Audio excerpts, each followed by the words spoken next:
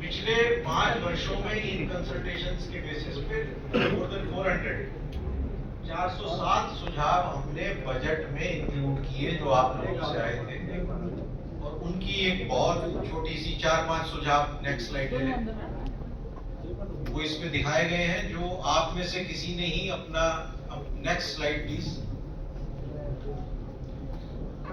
जैसे ये हरित स्टोर के नाम से रिटेल स्टोर्स शुरू किए गए, विकास में, हरियाणा की इंडस्ट्री में और हरियाणा के युवाओं को, हरियाणा के हमारे प्रगतिशील किसानों को, हरियाणा की हमारी महिला उद्यमियों को, हरियाणा की हमारी नमो ड्रोन दीदीज को बड़ा लाभ मिलेगा।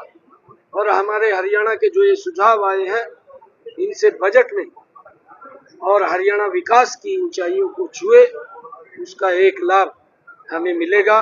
अच्छे सुझाव आ रहे हैं, उन सबको हम समाहित करेंगे। सेंट्रल का बजट आने जा रहा है, सेंट्रल का बजट आने वाला है, स्टेट गवर्नमेंट को क्या उम्मीदें हैं हरियाणा को लेकर?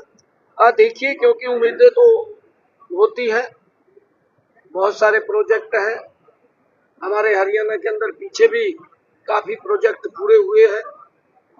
अगर आज हम देखें, पिछले 10 वर्षों में नरेंद्र मोदी जी ने इस गति से देश को आगे बढ़ाया है कि अगर हम हरियाणा की बात करें, हमारे हरियाणा के अंदर जो सड़कों का जाल बिछा है, एक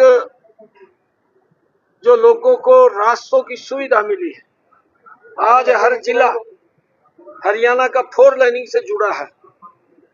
आज हरियाणा के कोने से दूसरे कोने में जाने में मात्र 3.5 घंटे का समय लगता है। इतनी हरियाणा के अंदर विकास की गति हुई है।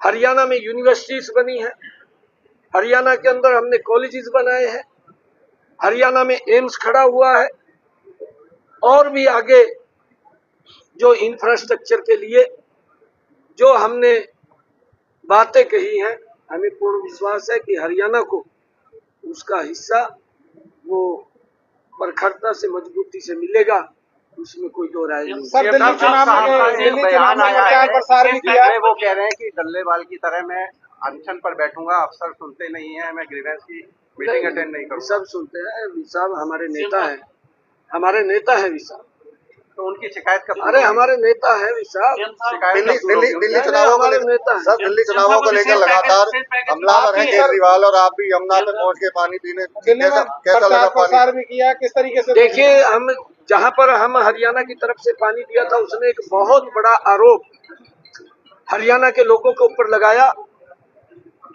उसने कहा कि पानी में जहर डाल करके दिया है, तो मैं सो रहा था, जब मैं जागा और जाग करके इंजीनियरों ने बताया कि पानी में जहर आ गया है, तो उन्होंने पानी को रोक दिया।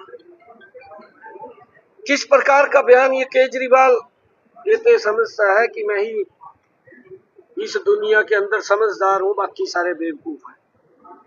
किस प्रकार का बयान दिया है, मानवता को आहत करने वाला बयान दिया है, मानवता को डराने वाला बयान दिया है, दुर्भाग्यपूर्ण है। एक अच्छी राजनीति के लिए इतना घटिया बयान अगर देश के अंदर दुनिया में अगर कोई दे सकता है तो उसका नाम केजरीवाल है। केजरीवाल ही दे सकता है।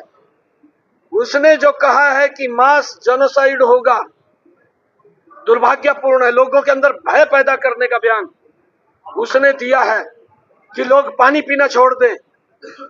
अरे केजरीवाल, आपने उस यमुना के ऊपर खड़े होकर के सबसे पहले प्रण किया था, मां यमुना के चरणों में किया था कि मैं इसको स्वच्छ करूंगा। अगले प्लान में फिर गया लोगों के बीच में और कहने लगा कि मुझे एक समय और दें, मैं इसको स्वच्छ करूंगा। अब उसके पास 2 बार समय लोगों से, दिल्ली के लोगों से मांग लिया था। अब समय मांगने का नहीं बचा था, अब तो आरोप लगाने का काम उसने इसी कारण से किया है। अपनी नाकामियों को छुपाने के लिए केजरीवाल ने ये इतना बड़ा आरोप ये हरियाणा के लोगों के ऊपर लगाया है। मैं केजरीवाल को, मैंने पीछे भी कहा था, दिल्ली की जनता से माफी मांगे और उसको तो चुनाव नहीं लड़ना चाहिए था जब वो काम करने में सक्षम नहीं है, क्योंकि झूठे वादे किए हैं, झूठे वादे करके लोगों को बरगलाने का काम किया है। 5 तारीख को केजरीवाल को दिल्ली की जनता जवाब देने वाली है, सुपड़ा साफ होने वाला है। और अब कभी कहीं किसी मोहल्ले में जाता है, वहां जाकर के बोलता है आपका नाला साफ नहीं है, आपका सीवरेज ओवरफ्लो है, आपकी गली के अंदर पानी है, मैं अधिकारियों को क्लास लूंगा। अरे 5 साल तक सोता रहा क्या? 10 साल का समय दिया है। 10 साल के समय में भी केजरीवाल ना नालों की सफाई कर पाया, ना सीवरेज की सफाई कर पाया। जो वायदा दिल्ली के लोगों से किया था कि मैं स्वच्छ जल दूंगा, गंदा पानी के ऊपर 10 सालों में भी उनको मजबूर करने का काम अगर किसी ने किया, वो केजरीवाल ने किया है। और केजरीवाल, हाँ, उसका कारण है, केजरीवाल वोट तो लेता रहा परंतु काम नहीं किया। उस वक्त दिल्ली के लोगों को बताए कि जो एसटीपी था उसको बढ़ाने की बजाय चलो तने बढ़ाया नहीं है। नरेंद्र मोदी जी ने 8,500 करोड़ रुपया दिया एसटीपी लगाने के लिए। यह व्यवस्था लोकल सरकार के हाथ में होती है कि वो लोकल सरकार उस व्यवस्था को ठीक करे, ये उसकी जिम्मेवारी है।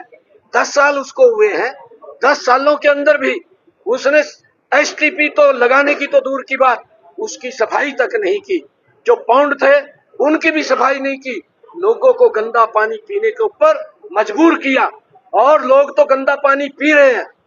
केजरीवाल ने अपने शीश महल के आगे 15 करोड़ रुपए की लागत से एसटीपी लगा लिया।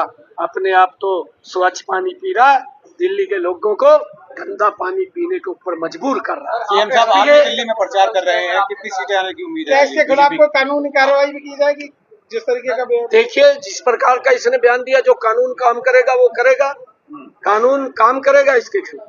ऐसा नहीं है लोगों को डराने का, लोगों के अंदर भय पैदा करने का कि मास जेनोसाइड हो जाएगा। अरे तू कहां से ये सोच लेकर के आया है? दिल्ली में भारतीय जनता पार्टी की सरकार बहुत बड़े मैंडेट के साथ दिल्ली में बन रही है। दिल्ली के लोगों ने मन बना लिया है कि अब इसको झाड़ू से साफ करेंगे।